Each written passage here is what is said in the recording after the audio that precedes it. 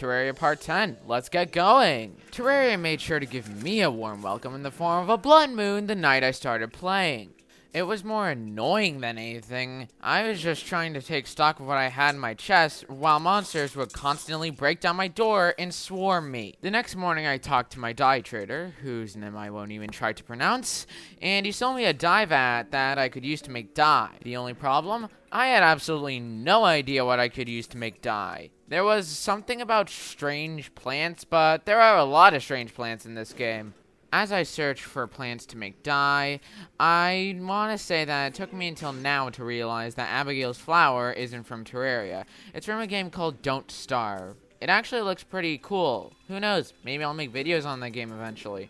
Or maybe not. I don't know. Let me know if you want to see it. After searching all my chests, I found the resources to make red, blue, and pink dye.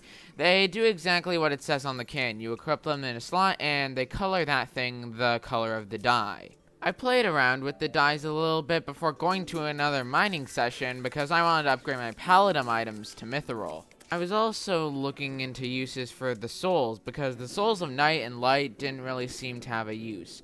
Because of this, I made a key of light and never used it because the game is bad at telling you what you're supposed to use items for. After further research, the key of light is for something called a hollowed mimic. Like you put down an empty chest, put the key inside, and it turns it into a hollowed mimic. It drops some magic items, and the game didn't tell me any of that. I had to look it up, and I thought it was like a pet item or something. Anyways, I wanted to upgrade my magic mirror to the cell phone, so I looked up what I need to make the PDA. I was greeted with a crafting tree that looked like this.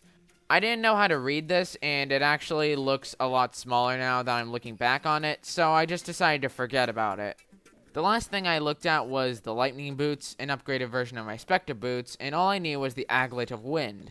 Now that I think about it, I might have actually seen it in one of my chests and sold it earlier, so I was gonna have to find another one. The next morning, if I had to look at another recipe I couldn't make, my head would explode, so I decided to finally get back to doing some adventuring. The next boss I wanted to fight was King Slime, and he's one of the first bosses you're supposed to fight, but I couldn't find platinum to make a platinum crown until now, and I needed to craft it out of Crimson Altar too, and I had destroyed all the ones in the east, so I had to search the west for a Crimson Altar. Right when I finally found a Crimson Altar, I realized that I messed up. I had the materials to make the platinum crown, but I forgot to actually craft it. So I went all the way back to my base to make the platinum crown, and then all the way back to the crimson to make the slime crown.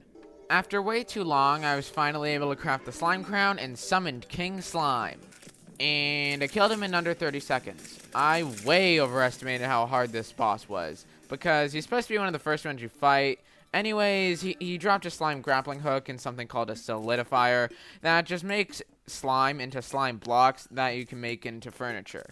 After killing King Slime, another slime moved into my town. His name was Steve, and he got stuck in a hole by my arena. I couldn't find a way to get him out, so I just kept adventuring and tried the water gun that King Slime dropped that did almost no damage. After finding absolutely nothing, I just felt kind of stuck and unsure what to do next. I could try fighting Skeletron Prime or the Destroyer again, but I felt like I needed better weapons, and I didn't know where I could go to find better weapons.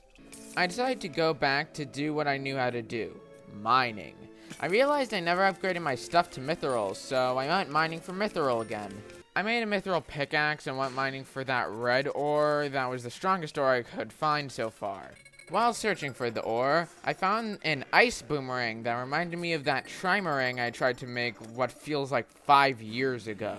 Somehow didn't realize that it was still pre-hard mode, so it barely did enough damage to kill anything. I did find quite a bit of admonite, and was thinking of skipping Mithril and upgrading my armor straight to Admonite armor. Strangely, I couldn't make any bars. I talked to my guide, and turns out I actually have to make a forge out of Admonite before I make bars out of it. Fortunately, all I needed was 30 pieces of it and a hell forge. Let me see how many I have. I have 29 pieces. Okay, back down to the mines for me, I guess. After one short mining trip, I had made the Admonite forge. Unfortunately, because I spent all of the ore on the forge, I didn't have enough ore left to actually make enough bars to make anything. Being unable to focus on a single objective, I also saw that I could make something called a mechanical eye to summon the twins. Basically, it's the Eye of Cthulhu, but there's two of them and they all shoot stuff at you. I went to my Crimson Arena and summoned the twins. They were shooting bullets at me. I was dodging left and right. They were shooting lasers. And then all of a sudden, my game crashed. I'm not kidding. It just froze up and stopped working. And then when I got it working again, the twins were gone because bosses despawn if you leave the server. After a break, I forgot what I was trying to do, so I returned to Skeletron's dungeon to steal all the books to make a bookshelf. Why would I need to make a bookshelf? That's where I can make magic tomes like the Demon Scythe thing. But to make them, I would need spell tomes, which are sold by the wizard, but I thought you had to find them, so that was about 20 minutes of my time that I'm not getting back. Once again, for like the 5th time this video, I searched underground for some tomes. I found some Admonite, but no spell books. I took a break from scavenging to fight Queen Slime. I thought she wouldn't be that much harder than King Slime. I was wrong. She has twice the health of Deerclops, and I was just too reckless while I was fighting her, so I died to her.